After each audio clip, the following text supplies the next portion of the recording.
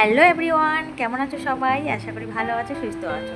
আজকে তোমাদের সঙ্গে এই ছোট্ট ব্লগটা শেয়ার করছি। অবশ্যই ভালো লাগলে লাইক করবে আর কমেন্ট করবে। তো ফেসবুকে কাজ করে তো অনেক টাইম, অনেক সময় নষ্ট করলাম, পয়সা তো 1 টাকাও পেলাম না। তো যাই হোক, অনেক সময় নষ্ট করেছি, এবার একটু ভালো কাজ করি। তো সেই জন্য ব্যবসা শুরু করেছি। দেখো, নতুন জামা কাপড়ের ব্যবসা শুরু করেছি। তোমাদের যদি কারো আমার কাছ থেকে জামা কাপড় কিনতে চাও তাহলে অবশ্যই যোগাযোগ করো। দেখো, এখানে সব ধরনের জামা কাপড় আছে। তো সামনে তো পুজো এসেই গেছে, তো সেই জন্য ভাবলাম যে কাপড়ের ব্যবসাই শুরু করি। তো দেখো, এখানে নাইটি আছে, অনেক ধরনের সুন্দর সুন্দর শাড়ি আছে, প্লাজো আছে, কুর্তি আছে, তারপরে আরও অনেক কিছু আছে, যা যা লাগে আর কি, মেয়েদের সব কিছুই পাওয়া যায়। তো যাই হোক, অনেক তো করলাম ফেসবুক, এখন না হয় ব্যবসাই করি, তাই না?